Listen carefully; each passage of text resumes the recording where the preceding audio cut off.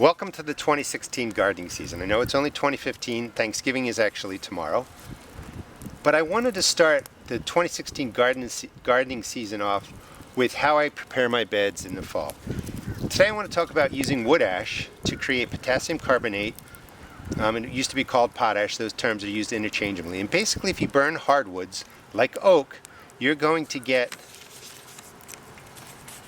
potassium, calcium, magnesium, and trace elements that you can use in your garden. This is an organic form of potassium, calcium, and magnesium and the trace elements that you can put into your garden.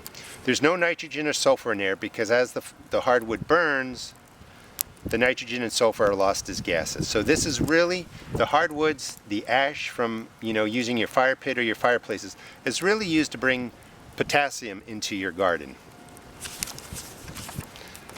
And all you do, burn the hardwood down. I'm going to show you the product when this is finished. And you can put it right into your garden. Now, this is not for acid-loving plants. This is very alkaline. You would really need to use a lot of this to change the pH in your soil. But if you have plants like blueberries, you don't really want to put wood ash in there because it's going to raise the pH level. And blueberries enjoy more of an acidic type soil. So be aware of how you're using it in the garden. You also want to apply this, at least I'm recommending that you apply this at the end of the season. You want to let nature work for several months. So when this goes into the soil, I'll show you how to use it. You're going to just basically turn it under, let the soil biology, let the organisms break this down and use it. You don't want to apply this on germinating seeds because of the chemical processes that are going on. There's a lot of salts in there, not table salt, but different chemical salts that will affect how seeds germinate or just really inhibit it. So that's why I like to use this in the fall.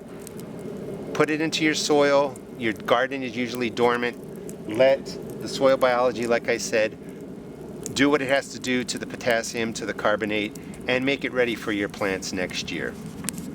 So I'm going to let this burn down and I'll show you what we do with the final product. So here's the wood ash 24 hours later. You want to make sure you let your fire burn down and you don't have any embers in there, because I'm going to tell you to put it in two places. The best thing that you can do with the potash is to, and this is my opinion, but to use it a couple of months before the spring. This way you're going to put it into your garden and you'll just let the soil organisms break it down, or put it into the compost pile. And you just don't want to put hot embers into your compost pile or you'll have a fire. So wait at least 24 hours, make sure there's no hot embers. Now again, when you use hardwood, it's going to burn down and leave you with potassium, lime, calcium carbonate, and it will leave you with magnesium and other microelements. So it is good for the garden, but how much do you put in? This is very alkaline. If you put in a big pile of lime right into a spot, it's going to change the pH of your soil, and you don't want to do that. If you've watched my videos, I always recommend less fertilizer. That's much better, and if you can, always just use compost, because that'll be the best way to go. Now it gets confusing. If you read online, it says use not more than anywhere from 15 to 25 pounds per 1,000 square feet, and then you got to figure it all out. So if you take 25 pounds times it by 16, that gives you a number of ounces divided by 1,000. Anyway, it comes down to about this much. I used my scale to measure it out. This is about 4 tablespoons, and you're using about a half an ounce per square foot. Now that gets really confusing, because then what are you going to take, a half an ounce at a time and spread it around? So here's what I do. A thin layer across your soil one time a year of the hardwood ash from your fire pit or your fireplace. It's not going to mess with the pH. You're not going to overdo it. And again, I recommend, you don't have to, but I recommend you put this into your compost pile, let it go for several months, because when you burn the hardwood, it creates salts, not table salt, but chemical salts. It also, I think I read, can create sort of lye, the compounds used to make lye. You want to put it into your soil, let the rain leach away the heavy salts, or the salts, not the heavy metal, sorry, the salts. There's no heavy metals in here. The salts and the lye. That's just natural organisms in the soil will break it down, take care of it, rain will come. But don't overdo it. So here's how we're going to do it. I'm going to walk over to the garden. I have usually 4 by 6 foot plots or 4x8 plots, and I'm just going to take a couple shovelfuls of the wood ash.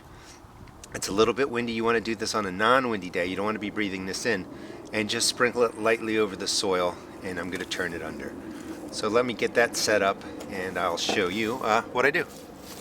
Here's one of my 4x6 feet beds, at 24 square feet in here for planting. And you can see that the bed is a little bit low. I'm going to put in my container soil from this year into here, some other stuff, but I'm going to raise this up with compost, like I said, container soil. But I'm going to put the wood ash in here, and you don't want to overdo it. So here's a shovel full of hardwood ash. Again, this is going to add potassium, calcium, magnesium, and trace elements into the soil. And I just want to be clear, earlier I said heavy metals. There are no heavy metals in the wood, at least there shouldn't be. So rather than, come out with exact measurements, I'm just sprinkling the wood ash over the area like this. You don't want to overdo it. You're going to add in the nutrients. Do this once a year if I have the wood ash. Again, hardwood is the best wood to use, and that's typically what you burn anyway. The soft pine and other softwoods aren't really used for fireplaces because they burn too quickly. So you can see I haven't even used really the whole shovel full of wood ash. That's all I do. You don't want to overdo it. You do want to take out the bigger pieces of wood that didn't fully burn and turn to ash. I already did that. Little bits is fine. I mean, it's carbon, it's not going to hurt it. But that's it. Just a quick cover on a non-windy day of the wood ash. Turn it under, put in my other amendments. I'm going to do a video on that this week. And you've used your hardwood ash for a fertilizer.